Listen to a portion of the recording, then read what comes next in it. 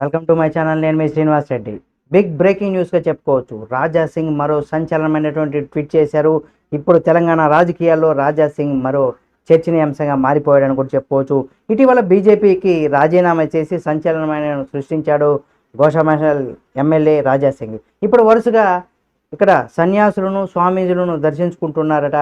అంటే తాజాగా శంఖేశ్వర్ భవన్లో పూజ్య ఆచార్య శ్రీ సూర్యేశ్వర్జీ మహారాజు ఈయన్ని అనంతరం శ్రీ లలితా ప్రభాజీ, శ్రీ చంద్రప్రభాజీలను కూడా కలిశారు. ఇంతకీ ఈ స్వామీజీల దర్శనం వెనుక ఉన్నది ఆధ్యాత్మిక సంకల్పమా లేక రాజకీయ వ్యూహమా అనేది కూడా ఇప్పుడు చర్చ మొదలైపోయిందని కూడా చెప్పుకోవచ్చు.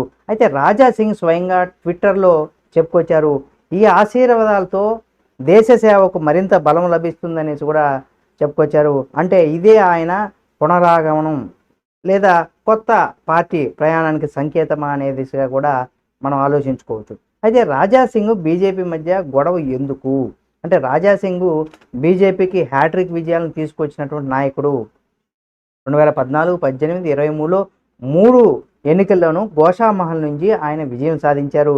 2023లో కూడా తెలంగాణలో గెలిచి సీనియర్ బీజేపీ ఎమ్మెల్యేగా అప్పటికే ఉన్నారు ఆయన.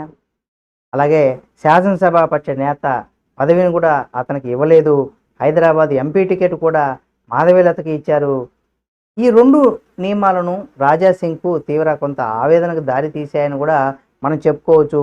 అయితే ఇటువంటి నేపథ్యంలో పార్టీ అంటే రాష్ట్ర నేతలు పార్టీకి నాశనం చేస్తున్నారంటే కూడా తీవ్ర స్థాయిలో విమర్శలు గుంపించారు.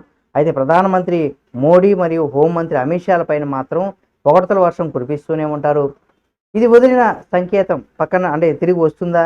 ఇప్పుడు ఆయన మళ్ళీ బీజేపీలో బీజేపీకి బయట ఉన్న మళ్ళీ పార్టీలోకి వస్తారన్న ఊహాగానాలు అయితే జోరుగానే ఉన్నాయి. మరి స్వామీజీలను కలుసుకోవడం కూడా అందుకు సంబంధించినటువంటి వ్యూహమేననే అనుమానాలు అయితే కొంతమంది వ్యక్తం చేస్తున్నారు. మరి రాజా సింగ్ ఇక కొత్త పార్టీ వెళ్తాడా లేక మళ్ళీ తిరిగి బీజేపీలోకి ఆహ్వానం పలికిన లేదా తెలంగాణ రాజకీయాల్లో మరోసారి రాజా సింగ్ ఎంట్రీ ఉంటుందా? ఆయన పార్టీలోకి వస్తారా లేదా అనేది తెలియాలంటే మనం కొన్ని రోజులు ఆగాల్సిందే. మరి చూద్దాం ఏం జరగబోతుంది.